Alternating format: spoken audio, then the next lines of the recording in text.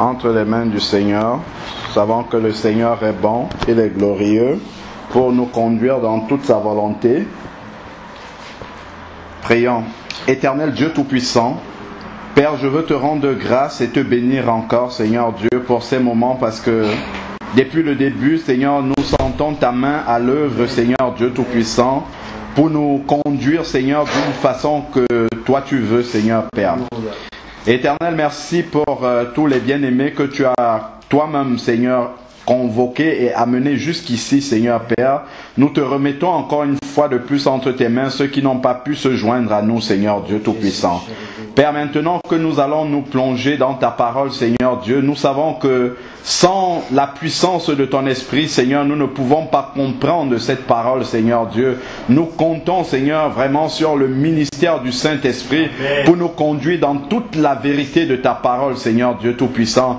Père, nous te prions, Seigneur Dieu, que ton esprit seul, Seigneur Dieu, puisse nous enseigner ce soir. Qu'un homme ne parle pas, Seigneur Dieu, mais que seul ton esprit puisse nous parler, Seigneur Dieu Tout-Puissant. Père, je te prie encore, Seigneur Dieu, de nous enlever, Seigneur, toutes les forteresses que nous avons pu recevoir, Seigneur, dans le système.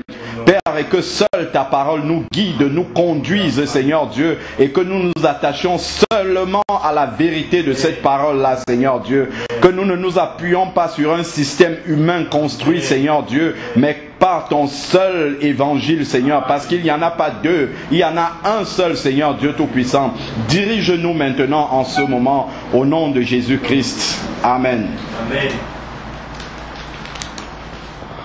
Alors, il y a quelques paroles que j'aimerais qu'on partage aujourd'hui. Je ne suis pas très sûr qu'on va épuiser le sujet, mais on va tout de même commencer aujourd'hui. Et puis on va voir comment le Seigneur va nous conduire dans la suite. Alors, et puis on va d'abord lire quelques versets, et puis je vais vous dire comment ce sujet-là a jailli dans ma pensée. Et puis j'ai commencé à regarder la parole de Dieu par rapport à cela. Donc pour commencer, on va prendre le livre de Jacques, pas loin de l'Apocalypse là-bas. On va prendre Jacques 2, de 14 à 26. Dans Jacques 2,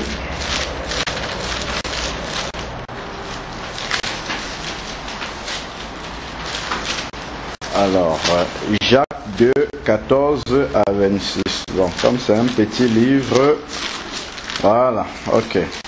Alors, je lis Jacques 2, verset 14. C'est intitulé chez moi La foi et les œuvres. Mes frères, à quoi bon dire qu'on a la foi si l'on n'a pas les œuvres? Cette foi peut-elle sauver une foi sans les œuvres? C'est la question que Jacques pose ici là, aux frères que nous sommes. Si un frère ou une sœur sont nus et manquent de nourriture, de la nourriture de chaque jour, et que l'un d'entre vous leur dise « Allez en paix, chauffez-vous et rassasiez-vous » sans leur donner ce qui est nécessaire au corps, à quoi sert-il? À quoi cela sert-il? Verset 17. Il en est ainsi de la foi. Si elle n'a pas d'œuvre, elle est morte en elle-même. Mais quelqu'un dira, toi, tu as la foi et moi j'ai les œuvres. Montre-moi ta foi sans les œuvres et moi, par mes œuvres, je te montrerai ma foi. Tu crois qu'il y en a un seul Dieu, qu'il y a un seul Dieu, autant pour moi. Tu fais bien, comme tu crois qu'il y a un seul Dieu. Les démons aussi croient et ils tremblent. Verset 20. Mais veux-tu comprendre, homme vain, que la foi sans les œuvres est stérile? Verset 21. Abraham, notre père, ne fut-il pas justifié par les œuvres pour avoir offert son fils Isaac sur l'autel. Tu vois que la foi agissait avec les œuvres, avec ses œuvres, et que par les œuvres, sa foi fut rendue parfaite. Amen. Amen. Verset 23. Ainsi s'accomplit ce que dit l'Écriture. Abraham crut à Dieu et cela fut compté comme justice. Et il fut appelé ami de Dieu. Vous le voyez, c'est par les œuvres que l'homme est justifié et non par la foi seulement. Rahab, la prostituée, ne fut-elle pas également justifiée par les œuvres pour avoir reçu les messagers et les avoir fait partir par un autre chemin? Comme le corps sans esprit est mort, de même la foi sans les œuvres est morte. Amen. Amen. Donc notre foi, nous devons la prouver. Il faut peut-être donner une Bible au frère Ligenson. Je crois qu'il n'a pas sa Bible. Voyons, tu n'as même pas ta Bible quand je Donc la foi, nous voyons ici dans ce passage que la foi doit être mise en action par les œuvres qui correspondent. Sinon, effectivement, on peut dire beaucoup de choses. Nous avons la foi, on peut construire des étages par la bouche, mais seulement il n'y a pas les œuvres qui correspondent. À ce moment-là, on ne prouve pas qu'on a réellement la foi. Donc, la foi, ça doit se démontrer par les œuvres. Et on ne va pas faire les œuvres en réalité pour prouver qu'on a la foi, mais ça va de soi en fait, quoi. Quand on a la foi, les œuvres qui correspondent à cette foi-là vont de soi dans notre vie. Normalement, on n'a pas besoin de le prouver outre mesure. Dans ce texte introductif-ci, simplement nous montre que la foi ne peut pas être sans les œuvres. Il faut les œuvres qui accompagnent la foi et qui amplifient et qui témoignent justement que cette foi-là est concrète et bien réelle. Voilà. Donc prenons maintenant Éphésiens 2. Éphésiens 2 du verset 8 au verset 10.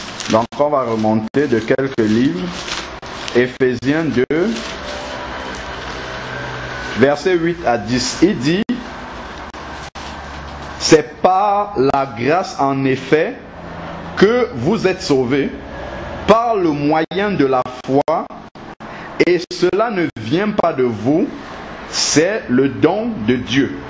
Donc on comprend qu'on est sauvé uniquement par la foi dans le sacrifice en Jésus et non par les œuvres, puisqu'il précise bien que cela ne vient pas de vous. Autrement, ça serait par les œuvres qu'on serait sauvé. Alors, verset 9, il dit: ce n'est point par les œuvres afin que personne ne se glorifie. Donc personne ne peut dire j'ai participé à mon propre salut, c'est à cause de telle ou telle œuvre que Dieu m'a justifié et m'a accordé le pardon de mes péchés. Non, pas du tout, aucune œuvre. Seul le sacrifice de Jésus à la croix sauve le pécheur repentant. Alors, verset 10, car nous sommes son ouvrage, l'ouvrage du Seigneur. Nous avons été créés en Jésus-Christ pour des œuvres. Donc le Seigneur nous a créés pour des bonnes œuvres que Dieu a préparées d'avance afin que nous les pratiquions. Donc nous ne sommes pas sauvés par les œuvres, mais une fois que nous sommes sauvés, nous pratiquons les œuvres qui correspondent à notre salut. Des œuvres qui prouvent que nous sommes réellement sauvés. Donc c'est pas que nous allons pratiquer les œuvres pour en vue d'avoir le salut, mais ayant déjà ce salut-là, nous entrons dans ces œuvres-là parce que nous avons reçu une nature nouvelle qui est la nature de Jésus, et cette nature-là manifeste naturellement ces œuvres correspondantes là à notre salut. Donc, c'est ce qu'il explique là-dedans. Il faut bien qu'on comprenne la différence.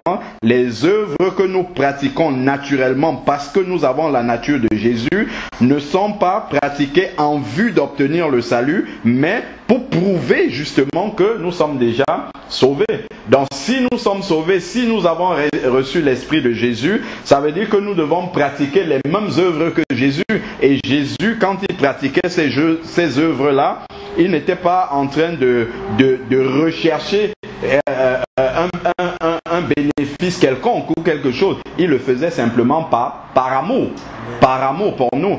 Donc exactement, pareillement pour nous, toutes les œuvres que nous accomplissons, nous devons le faire motivés uniquement par l'amour comme Jésus l'a fait également.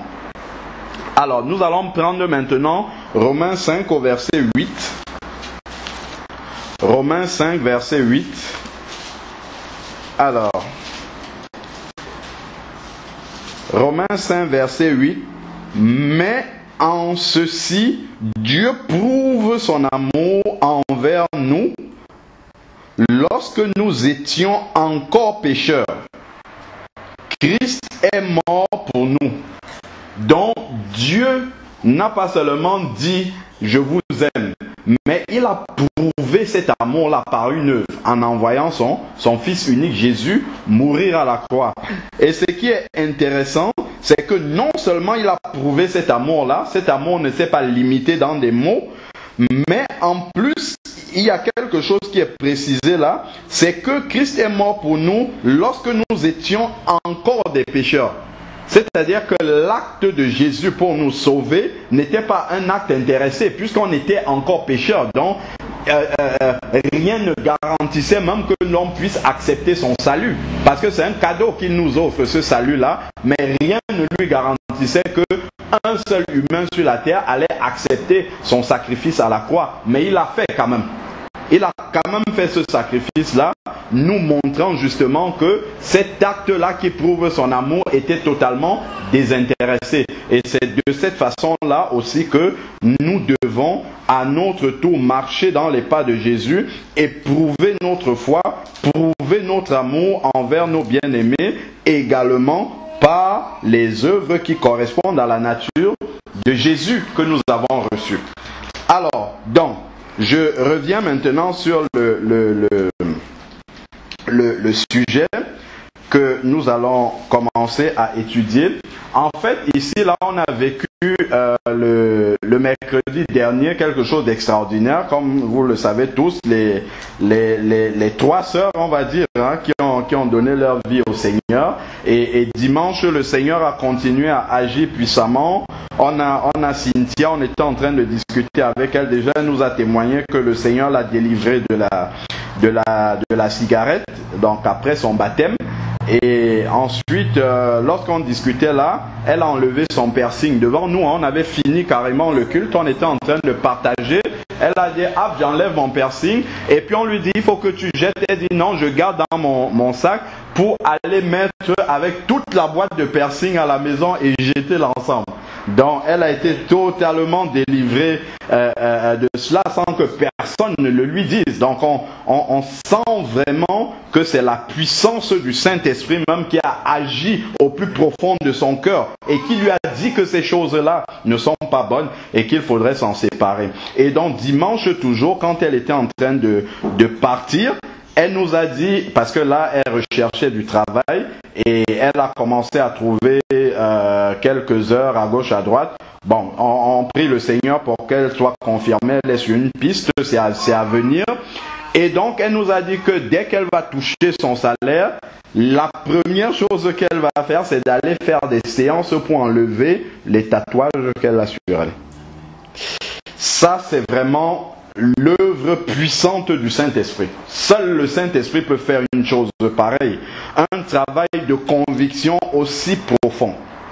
Alors, donc, quand la sœur nous a dit ça, la sœur Cynthia, en y pensant dans la semaine, il y a quelque chose qui est venu dans mon cœur. Nous sommes ses frères, nous savons qu'elle démarre à peine avec son nouveau travail. J'ai une proposition à nous faire c'est que l'on voit, chacun selon ses moyens, selon ce qu'il peut, que l'on puisse lui préparer une petite enveloppe pour lui donner un coup de pouce pour qu'elle puisse le faire. Donc, c'est pas quelque chose d'obligatoire, c'est vraiment comme chacun sent, que chacun se sente libre de le faire, qu'on le fasse peut-être à la fin du mois, au début du mois prochain, mais qu'on lui montre vraiment que c'est quelque chose qui nous a touchés. Que vraiment que le Seigneur ait agi comme ça dans sa vie et que ça l'aide vraiment, que ça lui prouve vraiment qu'elle est entrée dans une nouvelle famille et que cette famille-là est radicalement différente de sa propre famille charnelle. Parce que je sais pas comment est sa famille, mais je suis pas très sûr que si elle demande à sa famille de l'argent pour enlever ses tatouages, s'il va avoir une réponse. Donc, et spontanément, si des frères et sœurs comme ça se mobilisent pour lui donner vraiment le coup de pouce qu'on peut, librement, je pense que c'est quelque chose qui peut la toucher. Donc, ce n'est qu'une proposition. Et donc, par rapport à cela, on va maintenant entrer dans la parole pour comprendre justement au travers de la parole de Dieu ce qui peut nous amener à poser un tel acte. Qu'est-ce que la parole de Dieu nous dit par rapport à comment est-ce que nous devons marcher en tant que chrétiens, donc entre nous. Donc avant de commencer cela, donc ici là, j'avais intitulé comment servir Dieu avec les ressources qu'il nous prête. Je crois que c'est ça. Hein. Comment servir Dieu avec les ressources qu'il nous prête. Donc, comment servir efficacement Dieu avec les ressources matérielles et financières qu'il nous prête. Voilà. Donc, comment est-ce qu'on peut exercer justement la sagesse de Dieu pour faire les choses d'une façon qui glorifie vraiment Dieu et dans lesquelles Dieu prend plaisir. Donc, prenons maintenant Marc 2 au verset 22. Marc 2, 22.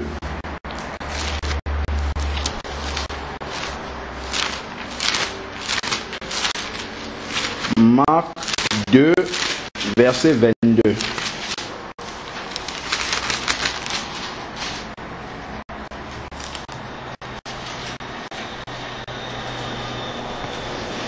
Il est dit ici, et personne ne met du vin nouveau dans de vieilles outres.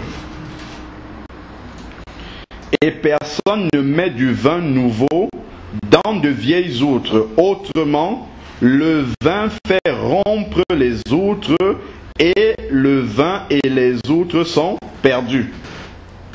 Mais il faut mettre le vin nouveau dans des outres neuves. Amen. Amen.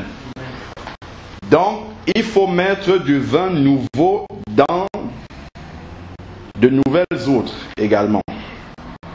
Donc, ce que je veux faire entendre ici, c'est que nous venons tous d'un système humain où on a reçu des doctrines humaines et on a besoin d'abord d'évacuer ces doctrines humaines-là. Avant d'entrer dans les profondeurs même de la parole de Dieu, on a besoin d'évacuer d'abord toutes ces doctrines humaines-là et ensuite entrer dans la réalité même de la parole de Dieu. Donc si nous partons avec nos anciennes conceptions du monde ecclésiastique dans lequel nous avons toujours vécu, nous n'allons pas pouvoir comprendre la réalité de Dieu. On va se dire, mais comment, où est-ce qu'on a déjà vu ça dans une église, dans une assemblée de frères, on fait une collecte pour donner à un frère. Ça n'existe pas. En général, on fait la collecte pour payer un loyer. C'est ça qu'on connaît. Mais on va voir vraiment ce que la parole de Dieu enseigne par rapport à comment est-ce que nous devons utiliser les ressources matérielles et financières que le Seigneur nous donne. Donc c'est pour ça que on lit ce verset-là pour comprendre. Nous devons d'abord commencer par évacuer toutes les doctrines anciennes que nous avons reçues. Donc nous allons commencer déjà par voir, vous avez sûrement entendu dans différents milieux par lesquels vous êtes passés que il fallait donner 10% de son salaire chaque mois, qui est la dîme. Donc nous allons voir au regard de la parole de Dieu, est-ce que nous devons faire cette chose-là? Donc nous allons commencer d'abord par étudier ces doctrines-là, voir est-ce que réellement la Bible nous demande de faire ça, et si la Bible ne nous demande pas de faire ça, qu'est-ce qu'on doit faire à la place? Donc prenons Genèse 14 du verset 20 au verset 24, qui est la première mention de la dîme dans la Bible, je pense. Genèse 14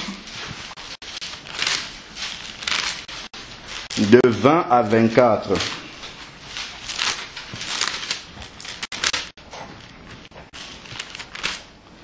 Genèse 14, verset 20.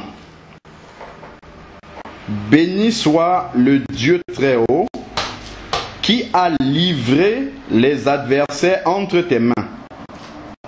Et Abraham lui donna la dîme de tout.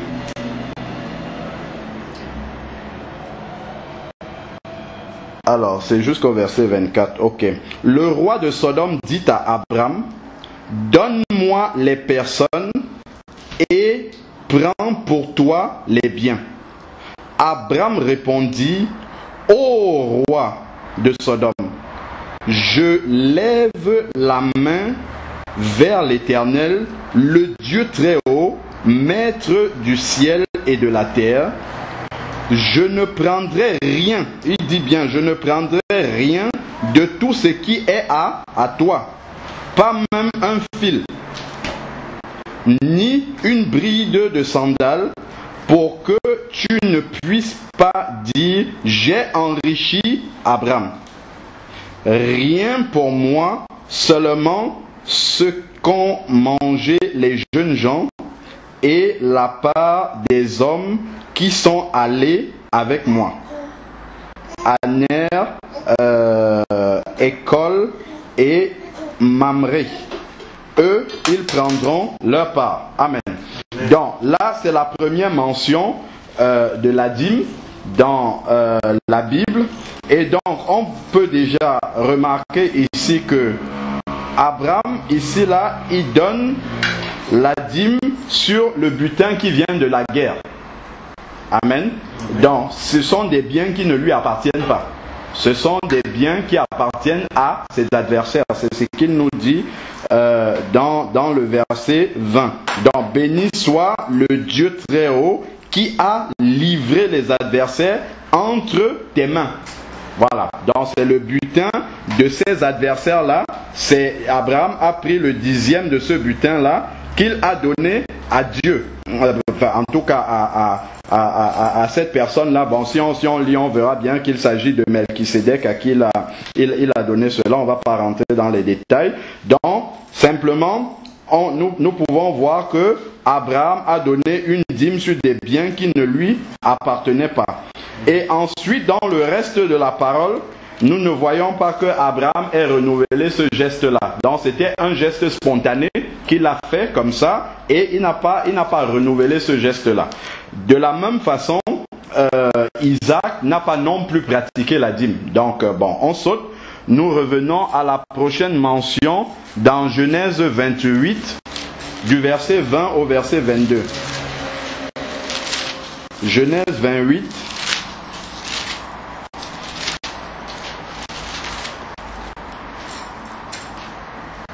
De 20 à 22. Jacob fit un vœu en disant, si Dieu est avec moi et me garde sur la route où je vais, s'il me donne du pain à manger et des habits pour me vêtir, et si je retourne en paix à la maison de mon père, alors l'Éternel sera mon Dieu. Cette pierre que j'ai érigée en stèle sera la maison de Dieu. Je te donnerai la dîme de tout ce que tu me donneras.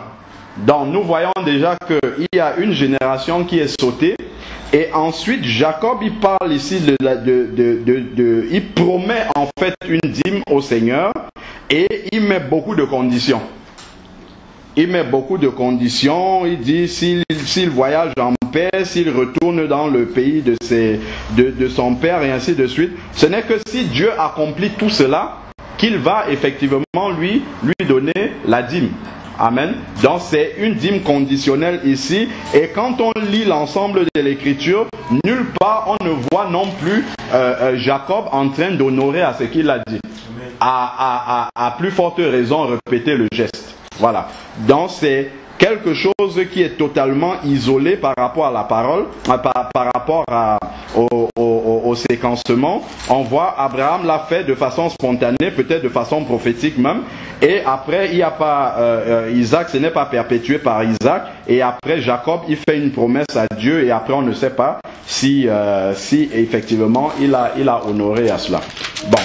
Ensuite, maintenant, donc nous voyons simplement que cet acte prophétique-là que Abraham avait fait, le Seigneur l'a institué en fait dans la loi de Moïse comme maintenant quelque chose de répétitif qu'il fallait faire. Donc on peut voir ça dans Lévitique, Nombre 18 au verset 21. Nombre 18, verset 21.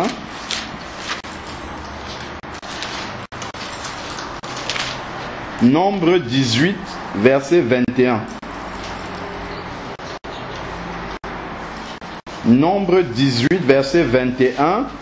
Je donne comme héritage aux fils de Lévi toute dîme en Israël en échange du service qu'ils font. Le service de la tente de la rencontre ou la tente d'assignation dans certaines versions. Les Israélites n'approcheront pas, donc verset 18 et verset 24, autant pour moi. Dans verset 18, le Seigneur dit,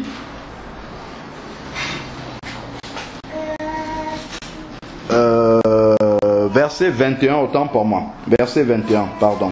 Alors, je donne comme héritage aux fils de Lévi toute dîme en Israël en échange du service qu'ils font, le service dans la tente d'assignation.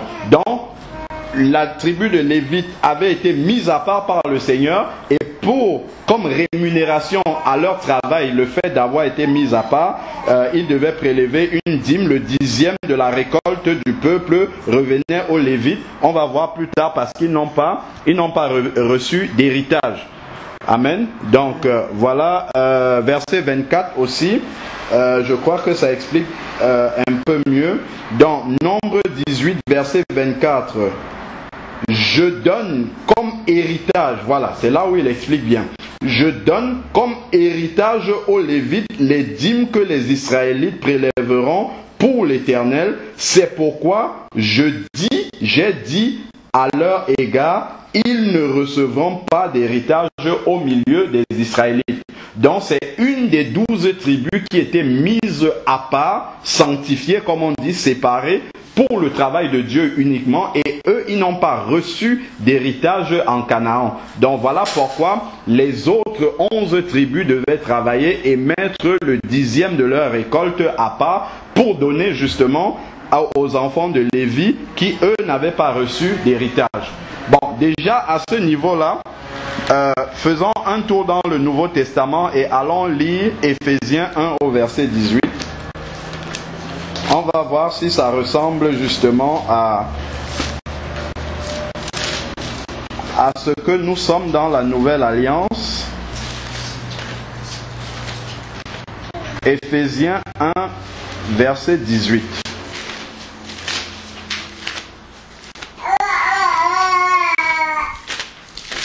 Éphésiens 1, verset 18. Voilà, c'est bon. Alors, il dit qu'il illumine les yeux de votre cœur afin que vous sachiez quelle est l'espérance qui s'attache à son appel, quelle est la glorieuse richesse de son héritage au milieu des saints. Donc, Dieu a accorde dans la nouvelle alliance son héritage à tous les saints, sans aucune exception.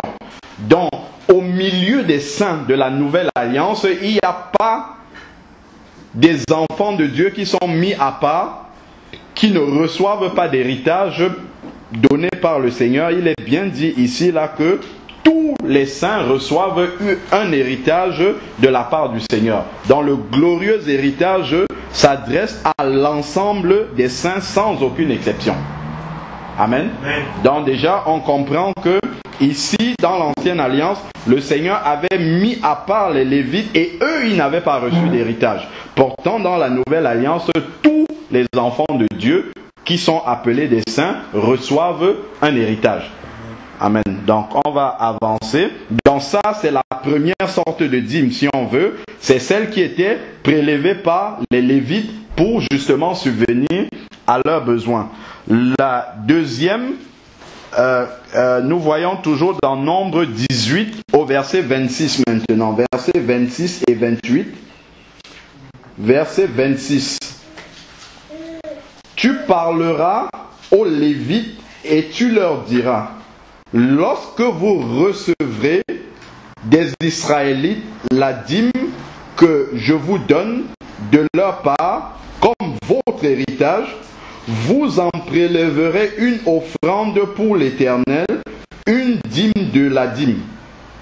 Voilà, donc ils devaient prendre la dîme de ce qu'ils recevaient eux-mêmes, dans ce qu'ils appellent la dîme de la dîme. Ils devaient la prendre et verset 28, qu'est-ce qui est dit au verset 28? C'est ainsi que vous prélèverez vous aussi une offrande pour l'Éternel sur toutes les dîmes que vous recevrez des fils d'Israël, et vous donnerez au sacrificateur Aaron l'offrande que vous aurez prélevée pour l'Éternel. Amen. Amen. Donc, première sorte de dîme, le peuple devait apporter le 10e de ses récoltes aux Lévites. Ensuite, deuxième sorte de dîme, les Lévites eux-mêmes devaient prendre le 10e de ce qu'ils ont reçu pour donner au sacrificateur. Donc en fait, nous sommes en train de voir qu'il y a en fait des classes différentes devant le Seigneur. Il y a d'abord le peuple, et ensuite au-dessus du peuple, il y a les Lévites. Ensuite, au-dessus des Lévites maintenant, il y a les sacrificateurs. Donc ça c'était au verset 28. Donc ensuite prenons maintenant Deutéronome 14. Deutéronome 14 au verset 22. Deutéronome 14 verset 22. Qu'est-ce qu'il nous est dit ici? Tu lèveras la dîme de tout ce que produira ta semence et de ce que rapportera ton champ chaque année. Verset 23. Tu mangeras devant l'Éternel ton Dieu dans un lieu qu'il choisira pour y faire demeurer son nom, la dîme de ton blé, de ton vin nouveau et de ton huile, les premiers-nés de ton gros et de ton menu bétail, afin que tu apprennes à craindre toujours l'Éternel, ton Dieu. Amen. Donc, la troisième sorte de dîme, c'est une dîme qui s'adresse à celui-même qui a travaillé. Donc, il devrait prendre une partie, le 10e encore, de ce qu'il a récolté dans son champ et l'amener dans un lieu que l'Éternel a montré. Dans d'autres versets, on voit qu'il s'agissait d'amener cette dîme-là à Jérusalem et manger cela devant l'Éternel pour justement apprendre à craindre l'Éternel.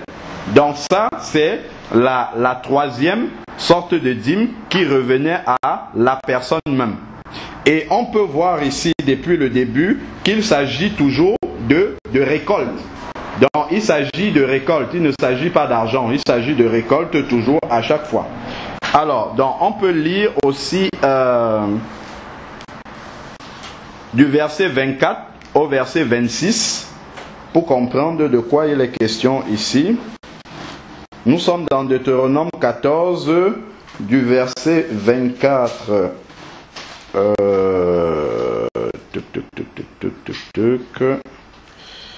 Dans 24 à 26. Peut-être le chemin sera-t-il trop long pour ce transport à cause de ton éloignement du lieu qu'aura choisi l'Éternel ton Dieu pour y faire résider son nom, parce que l'Éternel ton Dieu t'aura béni. Alors tu échangeras ta dîme contre de l'argent, dont la dîme ne peut pas être l'argent, puisqu'on échange la dîme contre de l'argent, dont l'argent existait déjà à cette période-là, mais la dîme n'était pas l'argent. C'est pas ce que Dieu avait choisi comme étant la dîme. Donc il dit, tu échangeras contre de l'argent, tu serreras cet argent-là dans ta main et tu iras au lieu que l'Éternel ton Dieu aura choisi. Là tu échangeras ton argent contre tout ce que tu désireras, gros et menu bétail, vin et liqueur, tout ce qui te fera plaisir. Tu mangeras là devant l'Éternel ton Dieu et tu te réjouiras, toi et ta famille. Amen. Donc, puisque la dîme c'était du matériel, c'était les produits des récoltes, si jamais c'était tellement important que tu ne pouvais pas transporter cela, il fallait vendre. Tu vends sur place, tu prends de l'argent, tu voyages, tu arrives à Jérusalem et puis tu rachètes là-bas et tu manges devant le Seigneur. Donc l'argent existait déjà et ça nous montre bien que la dîme c'est pas de l'argent. Alors prenons maintenant Deutéronome 14, prenons de 27 à 29. Donc nous restons toujours dans le même chapitre. Tu ne délaisseras pas le Lévite qui résidera avec toi, car il n'a ni part ni héritage avec toi. Dans les Lévites, il nous rappelle, n'ont pas reçu d'héritage. Au bout de 3 ans, tu sortiras toute la dîme de tes produits pendant cette 3e année, et tu la déposeras là où tu résideras. Alors viendront le Lévite qui n'a ni part ni héritage avec toi, l'immigrant, l'orphelin et la veuve qui réside avec toi. Ils mangeront et se rassasieront, afin que l'Éternel ton Dieu te bénisse dans toute l'œuvre que tu entreprendras de tes mains. Amen. Donc ça, c'est la 4e sorte de dîme. C'est une dîme qui est faite tous les 3 ans. Tu prends le 10e de tes récoltes et tu mets ça à l'extérieur pour les gens qui passent.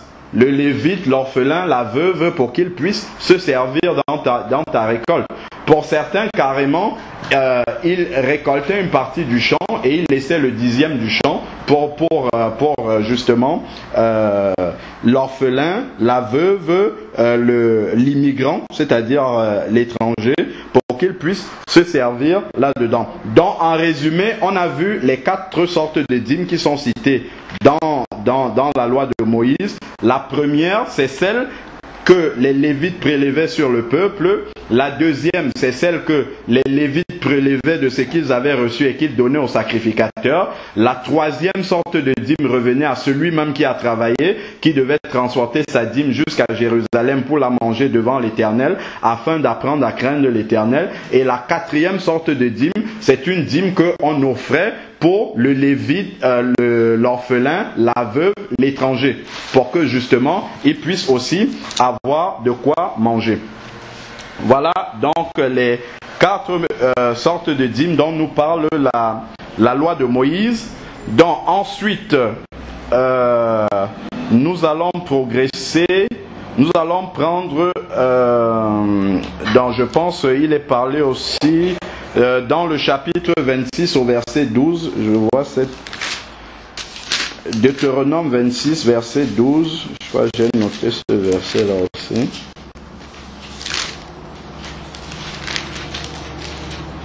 Deutéronome 26 verset 12. Alors, lorsque tu auras achevé de lever toute la dîme de tes revenus la troisième année, l'année de la dîme, tu la donneras aux Lévites, à l'immigrant, à l'orphelin et à la veuve, et ils mangeront et se rassasieront là où tu résides. Donc ça confirme encore cette quatrième sorte de dîme-là. Voilà, donc progressons maintenant. On va avancer dans Malachie 3, qui est le passage que tout le monde connaît, qui est très très utilisé et très célèbre. Donc nous allons voir ce que la Bible nous dit là-dedans.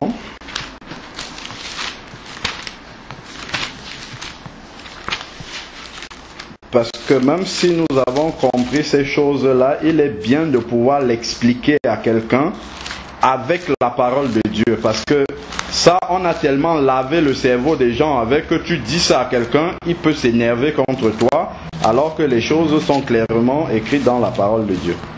Alors, Malachie 3, c'est pas loin de la fin là.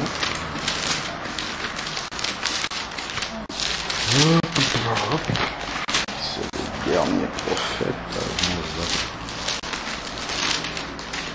Voilà, ok, Malachie 3, verset 8 à 10, je crois, oui, verset... alors, un être humain peut-il, et chez moi c'est frustré, ailleurs c'est tromper Dieu. Car vous me trompez, vous dites en quoi t'avons-nous trompé? C'est sur la dîme et le prélèvement. Vous êtes frappés par la malédiction et vous me trompez, la nation tout entière. Verset 10, apportez à la maison du trésor toute la dîme, afin qu'il y ait des provisions dans ma maison. Mettez-moi de la sorte à l'épreuve, dit l'Éternel des armées, et vous verrez si je n'ouvre pas les écluses des cieux, si je ne déverse pas pour vous la bénédiction au-delà de toute mesure. Amen. Bon. Ce passage-là est très utilisé pour frustrer les gens et pour justement essayer de faire peur aux gens en disant, bon, ok, si vous ne donnez pas, vous serez sous la malédiction et ainsi de suite. Bon, alors déjà, nous avons vu les 4 sortes de dîmes. Nous allons voir maintenant, parce que déjà dans ce passage-là, il parle de la maison du trésor. Donc nous allons chercher dans la parole de Dieu à quoi ça renvoie. Nous prenons maintenant Néhémie 10.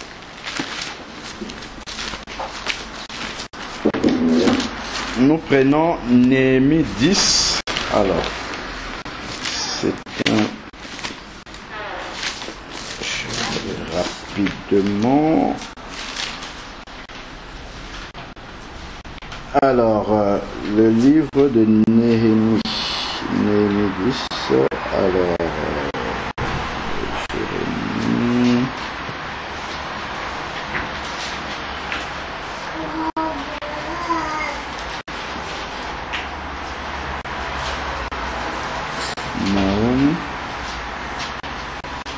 alors, Néhémie 10, ok, alors...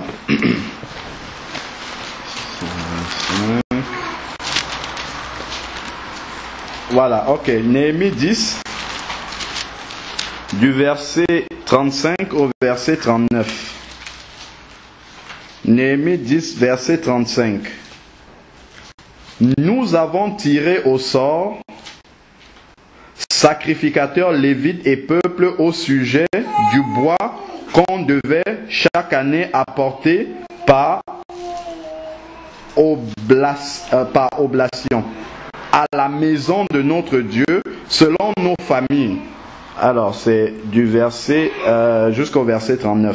Alors à des époques fixes pour qu'ils soient brûlés sur l'autel de l'Éternel notre Dieu, comme il est écrit dans la loi. Verset 36, nous avons promis d'apporter chaque année à la maison de l'Éternel les prémices de notre sol et les prémices de tous les fruits de tous les arbres, d'amener à la maison de notre Dieu, aux sacrificateurs qui font le service dans la maison de notre Dieu, les premiers-nés de nos fils et notre bétail. Comme il est écrit dans la loi, les premiers-nés de notre gros et notre petit bétail, d'apporter au sacrificateur dans les chambres de la maison de notre Dieu les prémices de notre pâte et de nos prélèvements, des fruits de tout arbre, du vin nouveau, de l'huile, de livrer la dîme de notre sol aux Lévites.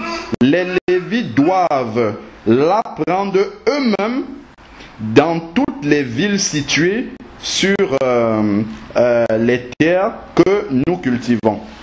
Ensuite, verset 39, les sacrificateurs descendants d'Aaron, le sacrificateur descendant d'Aaron sera avec les Lévites quand les Lévites apporteront la dîme de la dîme à la maison de notre Dieu dans les chambres de trésor.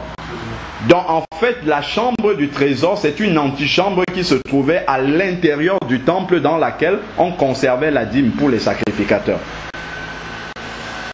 Donc, dans Malachie 3, quand il parle de la maison du trésor, il parle d'une chambre qui se trouve à l'intérieur du temple et c'est une chambre à laquelle n'avait pas accès le peuple. Donc déjà ce passage de Malachie là s'adresse aux Lévites, ça ne s'adresse même pas au peuple. Parce que le peuple n'avait pas accès à ce lieu-là, la chambre du trésor. Donc ça déjà c'est la première mention. Après si vous voulez continuer à vérifier les passages qui parlent de la chambre du trésor, je l'avais noté. Dans Néhémie 12 versets 44 à 46, il en parle. Néhémie 13 du verset 4 au verset 5. Et Néhémie 13 du verset 12 au verset 13. Donc il explique c'est quoi la chambre du trésor. Bon, et on voit bien dans Malachie 3 qu'il parle d'ouvrir les écluses des cieux et de faire descendre les bénédictions sur le peuple qui donnerait donc la dîme. Donc, on va prendre maintenant dans la nouvelle alliance, comme on a fait tout à l'heure, Éphésiens 1 au verset 3. Éphésiens 1 verset 3. Parce qu'il est souvent couramment dit aux gens que s'ils ne payent pas la dîme, ils vont être maudits et ainsi de suite. Alors, Éphésiens 1 verset 3 nous dit « Béni soit le Dieu et Père de notre Seigneur Jésus-Christ, qui nous a bénis de toute bénédiction spirituelle dans les lieux célestes en Christ. » Et ici, nous voyons que le verbe est conjugué au passé. Il nous a bénis. Donc nous sommes déjà bénis. Nous n'avons pas besoin d'aller chercher encore qu'on nous ouvre les écluses des cieux. Nous sommes déjà bénis. Donc, qu'on dise à un enfant qui vit dans la nouvelle alliance qu'il va être maudit parce que nous ne connaissons pas une fois de plus notre position en Christ. Parce que si Christ nous a bénis, personne ne peut nous maudire. Aucun homme ne peut nous maudire et sa parole même ne peut pas nous maudire. Parce que nous sommes déjà bénis dans les lieux célestes en Christ de toutes sortes de bénédictions. Il dit bien. Voilà pourquoi il va dire recherchez premièrement le royaume des cieux et sa justice dans Matthieu 6, 33 et toutes les autres choses vous seront données par-dessus. Parce que toutes ces choses matérielles dont il est question dans l'ancienne alliance, la bénédiction elle est toujours matérielle. Donc toutes ces choses-là seront données en supplément de notre salut. Mais ce qui est le plus important, c'est la recherche du royaume des cieux. Parce que ce qui est matériel, nous l'avons déjà. Nous venons de lire le verset. Nous sommes déjà bénis et Dieu nous l'accordera au temps convenable. Nous n'avons pas besoin de mériter cela en essayant d'aller acheter Dieu de quelque façon que ce soit. On n'a pas besoin de cela. Dieu nous accorde tout par grâce. Par grâce, nous recevons tout par grâce, la grâce de Dieu. Si quelqu'un vient et dit, bon, c'est parce que moi j'ai fait ça que Dieu m'a fait cela, c'est qu'il n'a pas compris c'est quoi la grâce de Dieu. Amen. Amen. Donc nous devons, et il y a même un très très grand honneur d'accepter tout par grâce, qu'on n'a rien mérité pour tout ce que Dieu nous donne. Parce que quand on commence à dire que c'est parce que j'ai fait ça que Dieu m'a donné cela, on entre dans la manipulation. Et c'est pas comme ça que nous devons marcher dans la nouvelle alliance. Alors, Prenons maintenant dans le Nouveau Testament des mentions de la dîme. Je crois qu'il n'y a que 4 mentions dans tout le Nouveau Testament. Et c'est quand même très étonnant qu'on prêche cela dans les églises de Dieu, alors qu'il n'y a que 4 mentions de cela et que Paul dit qu'il nous a enseigné tout le conseil de Dieu et qu'il n'a jamais parlé de cela. C'est quand même très très étonnant. Alors, prenons Matthieu 23 au verset 23. Matthieu 23, 23.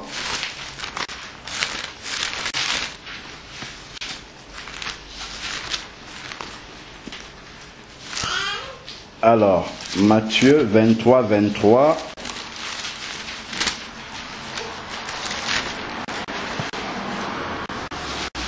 Matthieu 23, 23. Malheur à vous, scribes et pharisiens hypocrites, parce que vous payez la dîme de la menthe, de l'âneth et du cumin. Et en plus, on voit bien encore, il reprécise encore ici la dîme de la menthe, de l'âneth, de cumin. En fait, c'est de la récolte, en fait. Hein, il n'est pas question d'argent ici, là. Donc, la dîme de la menthe, de l'âneth, du cumin, et vous laissez ce qu'il y a de plus important dans la loi. Le droit de miséricorde et la fidélité, c'est là ce qu'il fallait pratiquer sans laisser de côté le reste. Et donc quand on voit ça, on dit, ben si dans la nouvelle alliance, Jésus même a parlé de la dîme, oui d'accord, il parle à qui ici? Il parle à des scribes et à des pharisiens, ce ne sont pas des chrétiens nés de nouveau. Parce que tout l'accomplissement de la loi est justement dans le sacrifice de Jésus à la croix. Donc toute la dîme a été clouée à la croix de Golgotha pour les enfants de Dieu, en sorte que nous ne devons plus rien à personne par rapport à notre salut. Tout ce que nous allons faire maintenant en tant qu'enfants de Dieu, c'est ce qu'on a dit tout à l'heure, entrer dans les œuvres bonnes que Jésus a préparées d'avance afin que nous les pratiquions, non pas pour rechercher une quelconque bénédiction, mais parce que Dieu nous a communiqué sa nature. Et sa nature, c'est de marcher de cette façon-là. Et on n'a pas besoin de nous forcer pour nous amener à pratiquer ce que Jésus a déjà mis dans notre cœur comme étant sa nature. Voilà, donc ici on voit bien, il est effectivement fait mention de la dîme ici, mais ça s'adresse à des pharisiens, à des scribes qui ne sont pas du tout des chrétiens nés de nouveau. Et en plus, Jésus n'a pas encore été à la croix mort et ressuscité. Donc à ce niveau-ci du déroulement du Nouveau Testament, il n'y a personne d'ailleurs qui est né de nouveau. Parce qu'on peut parler de nouvelle naissance seulement après la mort et la résurrection de Jésus. Voilà. Donc ça déjà, ça permet de balayer cet argument-là aussi. Et ensuite, on peut prendre Hébreux 7. Hébreux 7 du verset 5 au verset 12. Qui va aussi parler de la dîme dans le Nouveau Testament. Hébreux 7.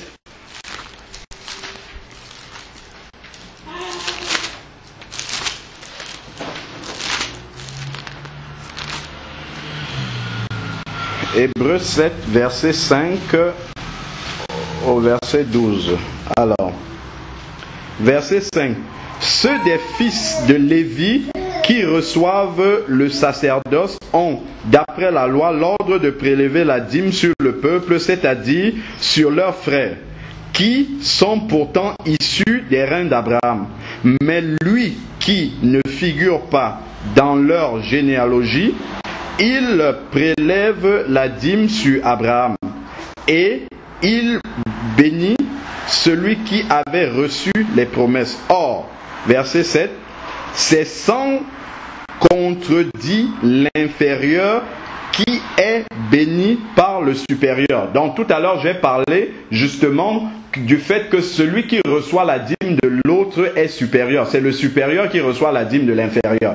Donc ça, on l'a bien vu dans l'Ancien Testament avec les Lévites qui recevaient la dîme du peuple, parce qu'ils étaient au-dessus du peuple. Et ça, on peut le voir même dans le découpage du temple dans l'Ancien Testament. Il y avait le parvis extérieur auquel le peuple pouvait accéder. Après, il y avait le lieu saint auquel seuls les sacrificateurs pouvaient accéder pour faire les sacrifices, et le lieu très saint dans lequel accédait seul le souverain sacrificateur. Donc on voit bien qu'il y a une hiérarchie. Et ici, il nous parle bien de cette hiérarchie-là en tant que celui qui prélève la dîme de l'autre est supérieur, en fait.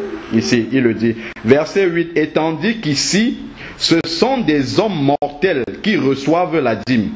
Là, c'est quelqu'un dont on atteste qu'il est vivant. Enfin, Lévi qui reçoit la dîme, là, pour ainsi dire, payé à Abraham. Parce qu'Abraham était plus grand, c'est son père. Alors, car il était encore dans les reins de son père, quand Melchisédek alla à sa rencontre. Si donc la perfection, voilà, il parle de la dîme et il explique bien, si donc la perfection avait pu atteindre le sacerdoce lévitique, car c'est sur lui que repose la loi donnée au peuple. Quel besoin y avait-il encore qu'un autre sacrificateur paraisse selon l'ordre de Melchisédek et non selon l'ordre d'Aaron? Car lorsque le sacerdoce est changé, il y a nécessairement changement de loi. Donc il nous parle de la dîme ici, il nous explique bien que ça appartient à l'ancienne alliance et il dit que si cela était parfait, qu'était-il besoin encore que vienne une nouvelle sacrificature? Et il nous précise bien que la loi a changé. Nous sommes passés vers autre chose. Et ça, on peut d'ailleurs, on peut le lire également dans Romains 10 au verset 4. Là, c'est écrit noir sur blanc carrément. Parce que souvent, on entend des gens dire « Jésus n'est pas venu abolir la loi, il est venu l'accomplir ». On le dit sans comprendre ce que ça veut dire. On dit donc la loi continue. Non, la loi est accomplie pour tous ceux qui sont chrétiens. Jésus l'a accompli et il nous le donne comme cadeau maintenant. Parce que nous sommes incapables par nous de l'accomplir. Alors, donc nous pouvons prendre Romains 10 au verset 4. Romains 10 verset 4, il dit « Car Christ est la fin de la loi en vue de la justice pour tout croyant. » Donc on voit bien qu'avec Christ, c'est l'accomplissement total de la loi. Et tout à l'heure, on a parlé des sacrificateurs qui prélevaient la dîme de la dîme.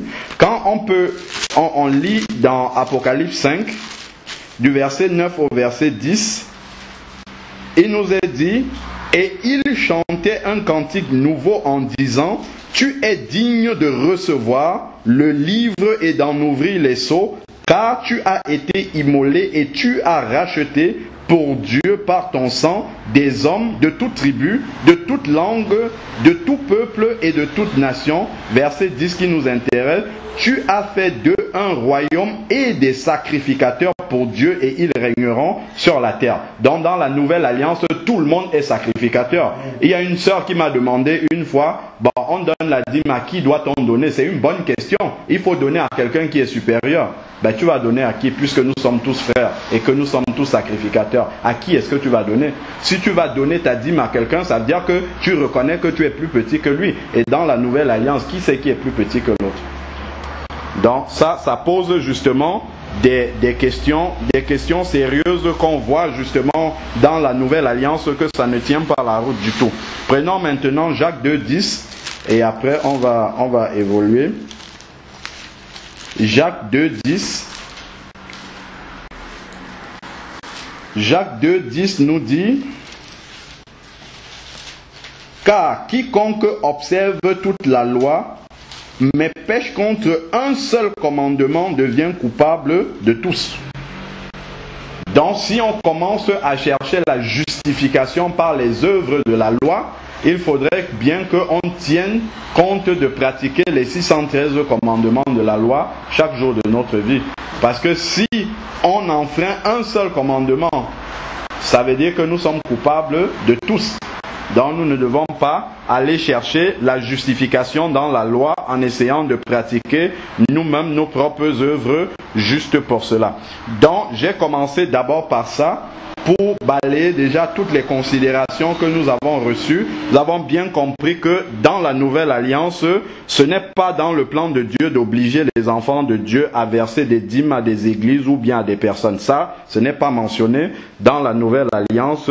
Et il y a un tout autre enseignement et c'est cela qui nous intéresse et c'est ce que nous allons voir maintenant et que nous allons essayer nous-mêmes de mettre en pratique. Amen. Amen. Alors, donc, prenons maintenant dans Acte 2. Donc nous allons voir maintenant, puisque le chrétien est affranchi des œuvres de la loi, de la dîme et de tout le reste là, qu'est-ce que le Nouveau Testament nous enseigne donc de faire, puisque Dieu nous a confié des ressources matérielles, financières et tout ça? Comment est-ce qu'on peut justement l'utiliser à la gloire de Dieu? Comment est-ce que les premiers chrétiens ont réagi par rapport à ce sujet que nous sommes en train de voir? Donc nous pouvons lire dans Acte 2 de 44 à 45. Acte 2, verset 44. Il nous est dit, tous ceux qui avaient cru étaient ensemble. Ils étaient ensemble, donc dans l'unité, et avaient tout en commun. Ils vendaient leurs biens et leurs possessions et en partageaient le produit entre tous selon les besoins de chacun. Amen. Donc déjà ici, là, il y a une première chose qu'on peut constater, c'est qu'ils étaient dans l'unité, ils avaient mis tout en commun et ils vendaient. On ne dit pas qu'on leur a demandé de vendre. C'est qu'ils le faisaient spontanément. Parce qu'ils étaient remplis de l'amour de Dieu et ils avaient compassion les uns pour les autres. Donc c'était un acte de générosité spontanée. Parce que l'un ne pouvait pas voir son frère être dans le besoin et lui il est dans l'opulence et ça ne le gêne pas. Eux, ils étaient vraiment... D'ailleurs, on va le voir tout à l'heure dans le chapitre 4. Ils étaient un seul cœur et une seule âme. Donc en fait, quand ton frère est dans la difficulté, quand ta sœur traverse des moments difficiles, c'est toi en fait qui traverses. Donc ils avaient vraiment la réalité du corps. Parce que si dans le corps, si le pied a mal, la tête forcément est dérangée aussi parce que le pied a mal. Donc eux, ils avaient compris ça dès le début. Donc ils avaient tout en commun. Et ils vendaient, et qu'est-ce qu'ils faisaient? Est-ce qu'ils vendaient déjà?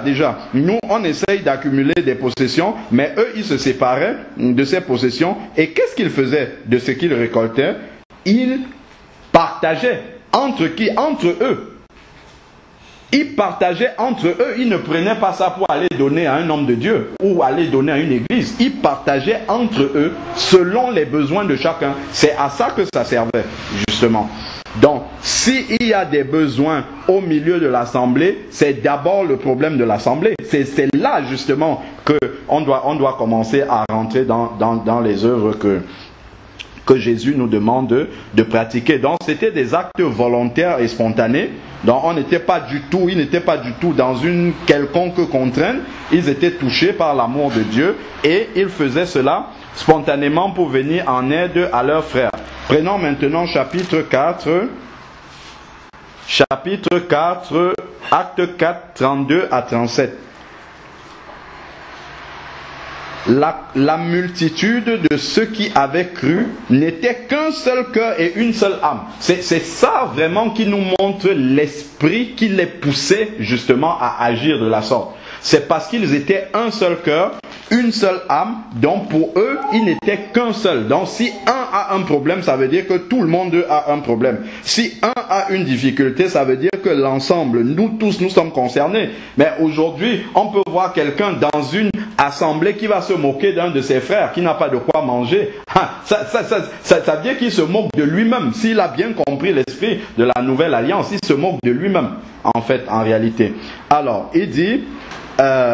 nul ne disait que ses biens lui appartenaient en propre. Donc il n'avait pas le sentiment, même si Dieu te donne l'administration et la possession d'un bien, tu n'as pas dans ton cœur, pour toi, c'est pas ta possession au sens où tu vas l'affirmer de façon unilatérale devant ton frère. Mais ton frère doit avoir part à ces biens-là, automatiquement. Mais tout était en commun entre eux. C'est-à-dire que j'ai ma voiture, mon frère est là, il en a besoin, tu viens prendre, tu vas, même si la voiture est à mon nom. Il n'y a pas de problème. Ainsi de suite. C'est comme ça qu'ils partageaient tout entre eux. Mais si tu dis ça dans une église aujourd'hui, ben ça va être un scandale parce qu'on est tellement loin de ça, ça paraît même être des fables alors que c'est écrit noir sur blanc dans la Bible. Et c'est pas quelque chose qu'on ne peut pas pratiquer. Hein. C'est quelque chose qui peut être pratiqué, mais seulement...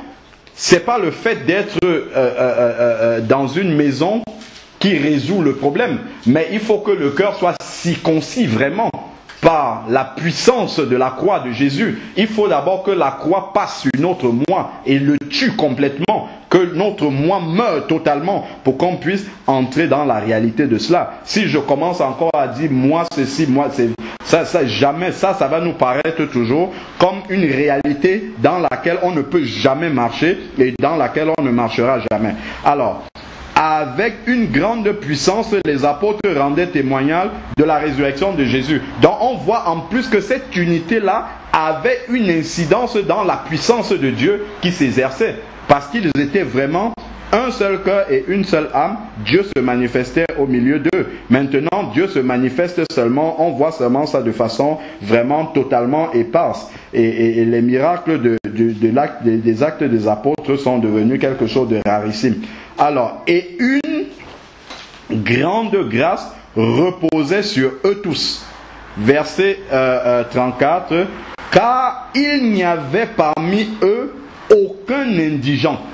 Voilà la raison qui les poussait à vendre et à distribuer parmi tous. C'est-à-dire qu'ils ne voulaient qu'au milieu d'eux, il n'y ait aucun mendiant. Parce que les gens du dehors qui n'étaient pas convertis, ça devait être un sujet de moquerie pour les chrétiens. De dire que, regardez, celui-là, il va dans une grosse voiture, alors que son frère à côté marche à pied. Donc, eux, ils ne voulaient pas qu'il y ait cette disparité-là. Voilà pourquoi on subvenait aux besoins de chacun des membres pour que ceux du dehors ne puissent pas se moquer. Justement, il n'y avait pas d'indigents, mais ça, aujourd'hui dans l'église, en tout cas l'église visible, on s'en fout totalement de cela. On lit ça tous les dimanches, mais on fait autre chose. Alors, tous ceux qui possédaient des champs ou des maisons les vendaient, on voit encore, c'est spontané, il n'y a pas d'ordre de le faire, mais ils le font spontanément, apportaient le prix de ce qu'ils avaient vendu et le déposaient aux pieds des apôtres et on distribuait à chacun selon qu'il en avait besoin. Bon, certains utilisent encore ce passage-ci et le tordent et disent, bon voilà, les gens vendaient et ils ramenaient aux pieds des apôtres. Mais on voit bien que ce n'était pas pour être la possession des apôtres. Attention, ils ramenaient aux apôtres parce que les apôtres avaient la sagesse de Dieu de pouvoir redistribuer d'une façon équitable. C'est pour ça qu'on apportait ça aux pieds des apôtres. Ce n'était pas pour que ça devienne les biens des apôtres. C'est totalement détourner la parole de Dieu contre ce qu'elle veut dire. Et on dit bien que c'était distribué à qui? Aux saints. C'est aux saints que c'était distribué, aux enfants de Dieu. C'est à eux que reviennent les biens qui étaient distribués, redistribués de façon équitable. Alors, au verset 36, Joseph surnommé par les apôtres Barnabas, ce qui veut dire fils d'exhortation, lévite originaire de Chypre, vendit un champ. On voit encore que c'est dans la liberté de l'esprit qu'il le fait, sans aucune pression. Il a vendu un champ qu'il possédait et il a apporté l'argent et il a déposé aux pieds des apôtres. Amen. Donc on voit bien déjà comment est en train de se dessiner déjà le spectre de ce que Jésus nous demande de faire, de nos moyens financiers, de nos biens matériels. Ça doit servir premièrement à nos frères, aux saints. Donc si à côté de toi il y a un saint qui a besoin de quelque chose et que tu ne pourvois pas, tu es en faute devant Dieu. Avant de prendre les ressources et aller donner pour, je sais pas moi, pour payer les loyers, on dit qu'on sert Dieu de cette façon. Et pourtant, les gens justement qui bénéficient de ces loyers-là sont des païens. Ce sont des païens. Finalement, on prend l'argent des chrétiens et on donne ça à des païens finalement.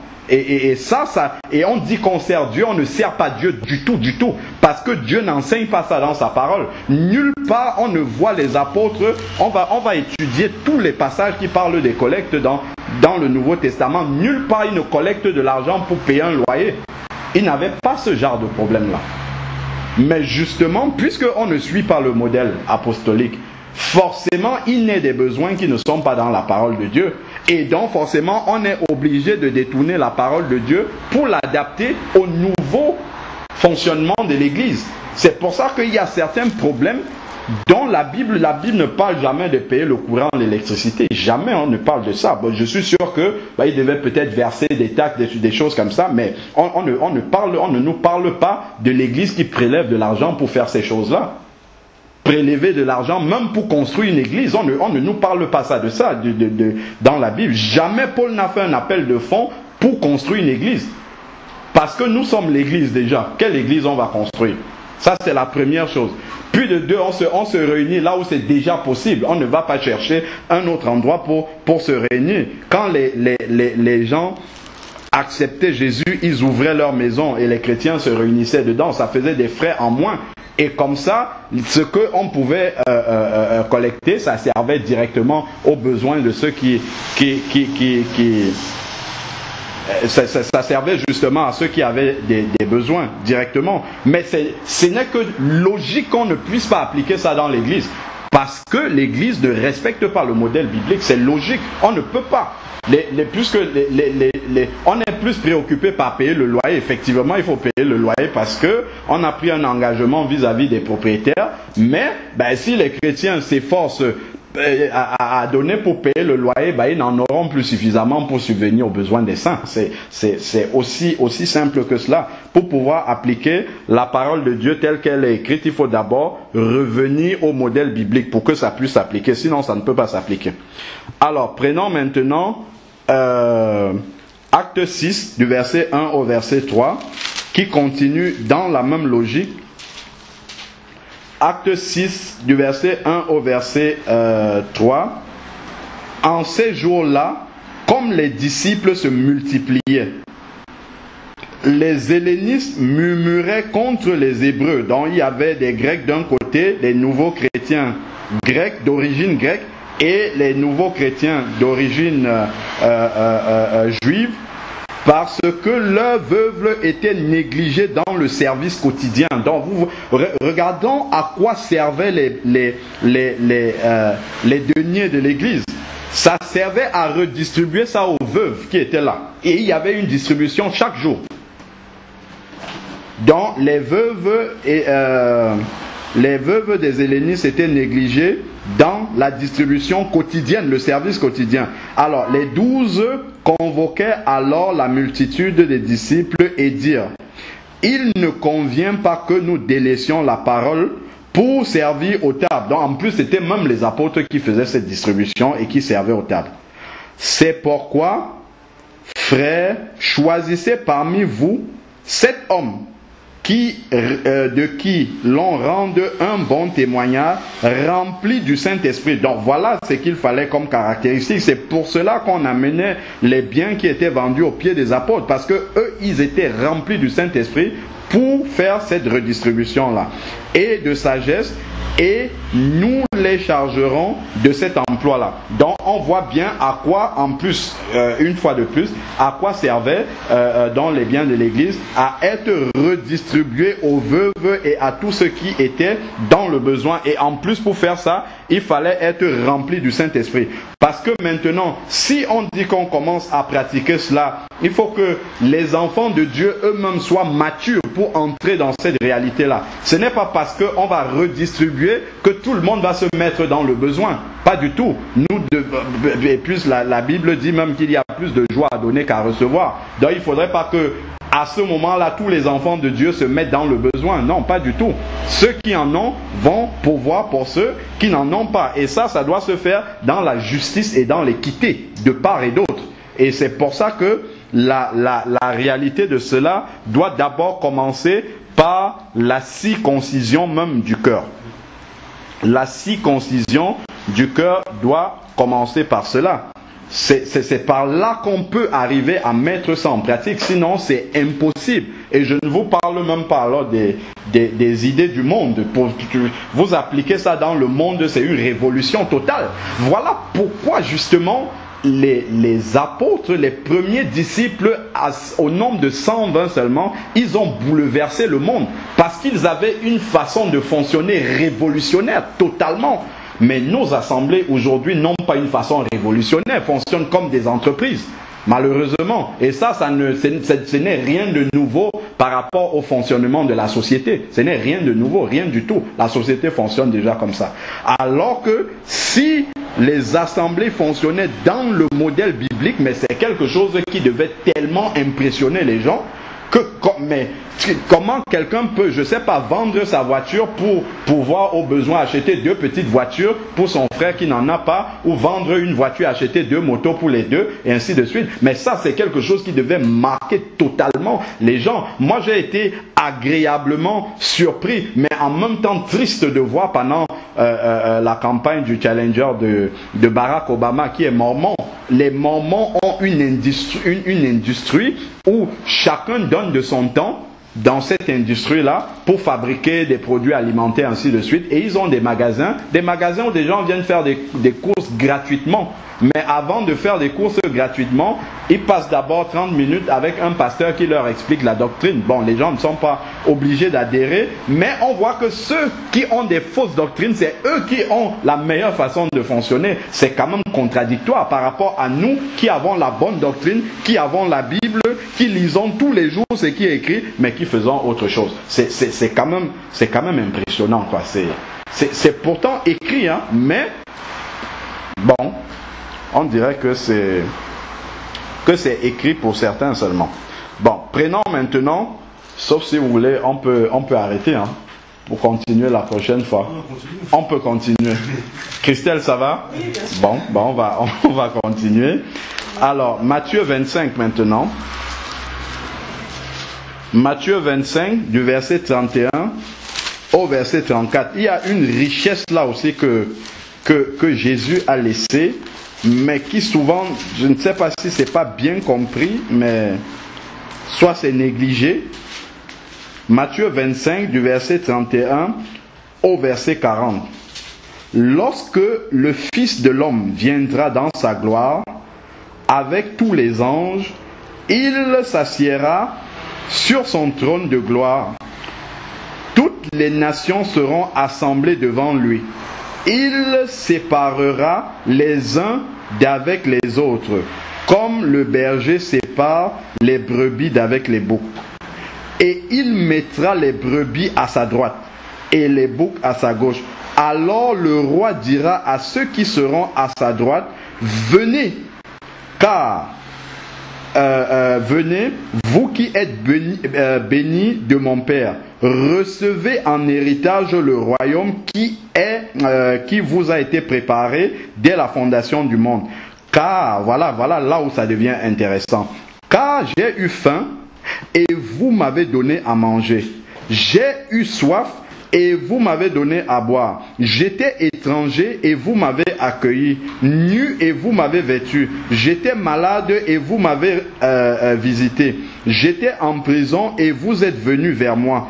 Alors les justes lui répondront, Seigneur, quand avons-nous vu avoir faim et t'avons-nous donné à manger, et avoir soif et t'avons-nous donné à boire? Quand avons-nous vu étranger et t'avons-nous recueilli, ou nu et t'avons-nous vêtu? Verset 39. Quand avons-nous vu malade ou en prison et sommes-nous allés vers toi? Verset 40, c'est là qui est capital. Et le roi leur répondra, en vérité, je vous le dis, dans la mesure où vous avez fait cela à l'un de ces plus petits de mes frères, c'est à moi que vous l'avez fait. Chaque chose qu'on fait à un enfant de Dieu, c'est à Jésus lui-même directement qu'on le fait. Donc quand on dit dans les églises apporter à Dieu, en réalité si tu veux apporter à Dieu, à bénir un enfant de Dieu, normalement c'est ce que la Bible enseigne.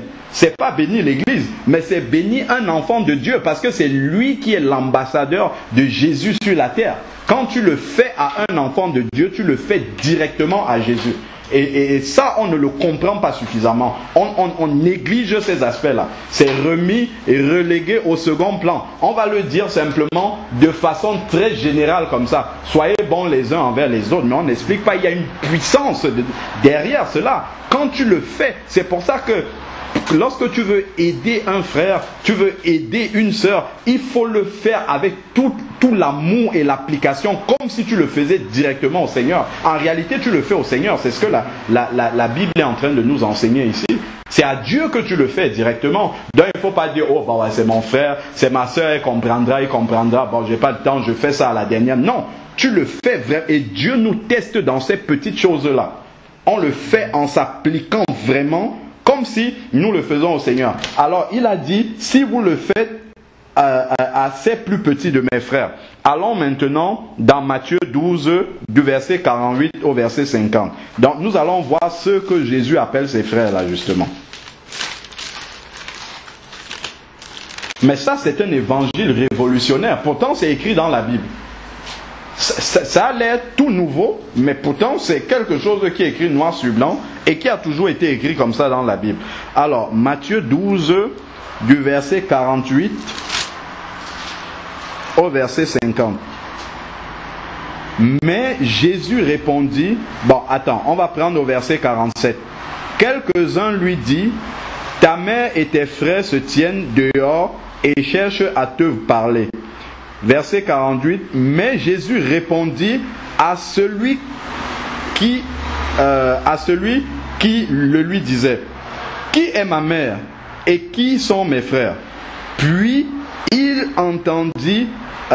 étendit la main. Donc Jésus a étendu la main comme ça sur ses disciples et dit, voici ma mère et mes frères. En effet, quiconque fait la volonté de mon Père qui est dans les cieux, celui-là est mon frère, ma soeur, ma mère. Donc quand il parle ici de ses disciples, des enfants de Dieu, donc dans Matthieu 25, celui qui donne un verre d'eau, qui s'occupe justement d'un enfant de Dieu, s'occupe de Jésus directement. C'est ce qui est enseigné par la parole de Dieu. Et c'est ça que nous devons comprendre. Ce sont des choses tellement simples. Ce sont des choses basiques même. C'est dans cela que toute la puissance même de l'évangile se manifeste.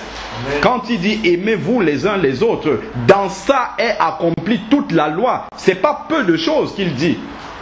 C'est pas aimer seulement avec les mots. C'est aimer vraiment quand l'amour que tu donnes à ton frère est le même que tu donnes au Seigneur. Amen. Et il va dire dans les épîtres de Jean, comment peux-tu aimer Dieu que tu ne vois pas plus que ton frère qui est devant toi que tu vois? Donc si tu veux aimer Dieu que tu ne vois pas, tu vas manifester ça à ton frère que tu vois physiquement devant toi. Et c'est par là que tu vas démontrer que tu aimes vraiment Dieu. C'est ça que nous devons comprendre. Maintenant, il faut considérer, nous pouvons prendre aussi Philippiens 2 au verset 4, qui nous explique vraiment de quelle façon est-ce que nous devons marcher dans la nouvelle alliance. Et tout ça, normalement, c'est déjà inscrit dans la nature nouvelle que nous avons reçue. Lorsque nous naissons de nouveau, ça c'est ce que je dis là, c'est un évangile qui est inscrit dans notre esprit nouveau, mais qui est tordu par toutes les fausses doctrines qu'on reçoit à gauche, à droite. Normalement, ce qu'on dit là, c'est comme ça que les enfants de Dieu devraient marcher naturellement, sans avoir besoin qu'on puisse les forcer de quoi que ce soit. Donc, prenons Éphésiens 2 au verset 4. Que chacun de vous, au lieu de considérer ses propres intérêts, considère aussi ceux des autres. Philippiens 2 au verset 4. Que chacun de vous, au lieu de considérer ses propres intérêts, considère aussi ceux des autres. Donc nous devons sortir de cette carapace égoïste-là, de regarder toujours à nos pieds et justement regarder autour de nous. C'est quoi les besoins? Donc si quelqu'un commence à dire, bon Seigneur, j'ai peut-être un peu de moyens, je ne sais pas quoi en faire. Montre-moi les besoins, mais Dieu va vous ouvrir les yeux. Tout de suite, il va vous ouvrir les yeux sur des besoins qui sont directement autour de vous. Vous n'avez pas besoin d'aller à des milliers de kilomètres pour trouver les besoins. C'est autour de nous. C'est autour de nous déjà avec nos frères dans la foi, nos sœurs qui sont là. Les besoins sont là. Il suffit de parler avec les uns et les autres pour que Dieu nous ouvre les yeux là-dessus. Et après maintenant, il faut aussi que dans le corps de Christ, qu'on apprenne à se libérer. Et ça c'est préjudiciable aussi pour le fonctionnement du corps de Christ. Parce que les enfants de Dieu sont tellement conditionnés par ces mauvais enseignements-là qu'on va même avoir peur de dire à un frère, écoute frère, je suis dans telle difficulté, j'ai besoin de 15-20 euros. Est-ce que on a honte de cela? Alors que normalement, entre frères, il n'y a rien à se cacher. Ça doit être totalement transparent, on ne doit pas avoir honte. Parce que quand je dis ça à mon frère, je sais que c'est comme si c'est lui qui avait ce besoin-là. Mais si je sais que mon frère n'est pas dans le même état d'esprit, j'aurai cette pesanteur-là qui va m'empêcher d'aller dire cela à mon frère. Pourtant, si vraiment la circoncision du cœur était là, si on avait reçu vraiment les enseignements tels que la parole de Dieu le dit, on ne serait pas bloqué. Il y a un frère que j'écoute souvent qui dit « La conjugaison humaine nous amène à conjuguer par la première personne, je, tu, il. Et ça nous enseigne l'égoïsme. Je commence d'abord par moi, et après s'il en reste, je regarde le tu, mon voisin, mon prochain. Est-ce que tu en veux encore? Bon, ok, il m'en reste encore un peu. S'il n'en reste plus, tant pis, je m'en fous. Et le troisième maintenant, c'est Dieu. Je, tu, il. Mais lui, il dit avec justesse que la conjugaison biblique, c'est plutôt il, tu, je. Il, Dieu d'abord en premier, ensuite mon prochain, et moi je viens seulement en troisième position. C'est dans cette démarche-là que nous devons aller. Et ça, c'est révolutionnaire par rapport à l'esprit du monde. Puisque l'esprit du monde est égoïste. L'esprit du monde, c'est d'abord le je, le moi, moi, moi. Alors que dans l'esprit de Dieu, si tu commences d'abord, avant de regarder ton propre besoin, regarder le besoin de ton prochain et prier pour que Dieu te donne la ressource pour pouvoir répondre aux besoins de ton prochain. Dieu pourvoit, il a même déjà pourvu à ton propre besoin que tu ne vois même pas encore. Mais il a déjà pourvu pour cela avant. Et ça se fait naturellement. C'est un mécanisme naturel. C'est pas dans un système de calcul que je vais pouvoir aux besoins de mon frère parce que je sème, j'espère que Dieu va me bénir. Non, pas du tout. On n'est pas dans un système comme ça. On est plutôt dans une vie normale. La nouvelle vie en Christ. C'est elle qui s'exprime comme ça, de cette façon naturelle. C'est pas dans un système de tombola où je donne beaucoup à mon frère parce que j'espère que Dieu va me bénir. Non, du tout, du tout. Du tout, c'est pas dans cet esprit-là. C'est pour ça que même l'esprit dans lequel on va pouvoir aux besoins de nos frères doit être sain. Ça doit être vraiment dénué de toute espèce d'intérêt. C'est ce qu'il dit de calcul. On ne doit pas faire des calculs. C'est mon frère, il en a besoin. Tout comme moi, je peux en avoir besoin. Donc, c'est mon problème. Son problème, c'est exactement le mien. Je le rajoute au mien. Si je peux apporter une solution, je l'apporte. Si je ne peux pas apporter une solution, quand je dis à mon frère, je ne peux pas t'aider, mon frère, il faut que la sincérité soit là, que mon frère sache que vraiment, si je lui ai dit, ou ma soeur, si je lui ai dit je ne peux pas, ça veut dire réellement que je ne peux pas. Il faut que cette confiance-là soit là. Et c'est l'Esprit de Dieu qui peut sceller les frères et les sœurs pour que cette confiance-là puisse régner. Mais il faut d'abord que la conversion soit totale, profonde, que le renoncement à soi-même soit là. C'est pas, les paroles de Jésus, souvent on les prononce comme ça, on ne comprend pas ce que ça veut dire. Jésus a dit, celui qui veut me suivre, qui renonce à lui-même. Souvent on le conjugue comme ça, mais on ne sait pas ce que ça veut dire. C'est dans ces petits gestes-là que le renoncement à soi-même se manifeste. Parce que dans notre amour pour nos frères, c'est l'amour de Jésus qui l'a manifesté pour nous-mêmes en mourant à la croix. Or, dans l'amour de Jésus, il y a le sacrifice. C'est un amour sacrificiel. Je dois aimer mon frère, ma soeur de façon sacrificielle. Ça veut dire que je dois sacrifier ce qui peut me faire plaisir pour que ça fasse plaisir à mon frère. Je dois m'oublier moi-même pour pouvoir aux besoins de mon frère. C'est ça que la parole nous enseigne. Et c'est quand on va entrer dans cet évangile révolutionnaire de la parole de Dieu que vraiment on va commencer à impacter le monde, pas avant. Pas avant. Avant, on vient avec des méthodes humaines de tâtonnement et on fait comme le monde. Ça ne va jamais toucher personne. Ça va être simplement de la religion, de la religiosité et rien d'autre. Parce que l'évangile enseigne autre chose. Et se sacrifier, il faut bien comprendre, se sacrifier, ça veut dire renoncer à un privilège auquel j'ai droit pour faire en bénéficier quelqu'un d'autre. C'est ça, se sacrifier. J'ai droit à telle chose. Mais telle que je la vois belle là-bas, la chose en question, je préfère donner ça à ma soeur. Parce que je sais que quand je vais lui donner ça, elle sera dans la joie. Et sa joie, c'est la mienne. Parce que c'est comme si c'est à moi-même. En lui donnant ça, c'est comme si j'avais conservé la chose. Parce que c'est resté dans le corps, c'est resté entre nous. Et cette joie-là, je dois la partager véritablement comme s'il s'agissait de la mienne. On peut regarder aussi dans Jean 12.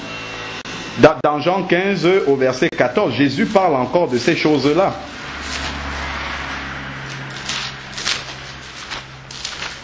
Parce que Jésus n'est pas venu donner seulement un évangile, un message. Il aurait pu envoyer ce message-là à des prophètes. Mais il est venu incarner en fait le message au travers de sa vie. Il est venu incarner ce message-là. Et malheureusement, nous on a le message, mais on n'a pas l'incarnation du message.